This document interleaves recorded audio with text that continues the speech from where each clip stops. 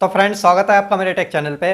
तो फ्रेंड्स, आज मैं बात करने वाला हूँ यूपीआई पेमेंट ऐप के बारे में, जो कि आपको न्यूज़ सुनने को मिल रहा होगा कि जितने भी यूपीआई पेमेंट ऐप है, जैसे कि फ़ोनपे, गूगल पे या फिर पेटीएम वगैरह, या फिर जो भी आप यूपीआई पेमेंट ऐप इस्तेमाल करते हो, उसमें ये बताया जा रहा है कि जितने भी पेमेंट ऐप है उसमें अगर आप पेमेंट करते हो तो आपके पास से चार्जेस लिया जाएगा। तो ये जो न्यूज़ है वो सही है या गलत है, इसके बारे में आज हम बात करने वाले हैं।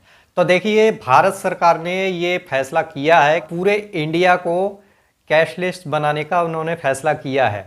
तो इसमें सबसे बड़ा जो रोल है वो यूपीआई पेमेंट्स ऐप जितने भी आ रहे हैं उसका सबसे बड़ा रोल इसमें आता है। तो अब ये बात निकल के आती है कि जितने भी पेमेंट्स ऐप है उसमें से अगर पेमेंट किया जाएगा तो क्या चार्जेस लेंगे ये कंपनी वाले, क्या सरकार इस पर टैक्स लगाएगी या नहीं। तो इस चीज़ को समझने के लिए आपको ये समझना पड़ेगा कि जितने भी हम लोग करेंसी इस्तेमाल करते हैं, भले वही नोट हो गया या फिर 1 का या 2 का सिक्का हो गया, उसको बनाने के लिए भारत सरकार को दूसरे देशों को उन करेंसी को बनाने के लिए भारत सरकार को पेमेंट करना पड़ता है, जिसके वजह से जो कागज या फिर जो गिल्टी के करेंसी होते हैं उसका कॉस्ट काफ़ी ज़्यादा पड़ जाता है। लेकिन अगर भारत को कैशलेस कर दिया जाता है तो इसमें काफ़ी ज़्यादा ये फ़ायदा ये होगा कि जितने भी नोट्स वगैरह है या फिर गिल्टी वगैरह है उसको छापने के लिए भारत सरकार को किसी दूसरे देश को पैसा नहीं देना पड़ेगा। अगर पूरी तरीके से भारत कैशलेस हो जाता है तो इसमें कहीं ना कहीं भारत सरकार का यही फ़ायदा है, इस चीज़ से काफ़ी ज़्यादा मुनाफा हो जाएगा गवर्नमेंट को। तो अगर आपको ये न्यूज़ मिल रहा है कि जितने भी पेमेंट्स ऐप है उसमें से अगर आप पेमेंट करते हो तो आपको चार्ज देना पड़ेगा, तो ये न्यूज़ बिल्कुल गलत है। भविष्य में भी शायद आपसे पेमेंट का जो चार्ज है वो ना लिया जाए। लेकिन अब बात ये आ जाती है कि जितने भी पेमेंट्स ऐप है जैसे कि फ़ोनपे, गूगल पे, ये तो ट्रांजैक्शन करने पे आपसे कोई चार्ज नहीं लेती है, तो ये लोग कमाती कैसे हैं। तो इसका सीधा सा आंसर ये है कि जितने भी आप पेमेंट्स वगैरह करते हो उसमें आपको स्क्रैच कार्ड मिलता है, और स्क्रैच कार्ड में काफ़ी सारे वाउचर मिलते हैं, जैसे कि मूवी टिकट या फिर कोई खाने का चीज़ वगैरह या फिर कोई भी शॉपिंग वगैरह का जो कार्ड वगैरह होता है वो मिलता है।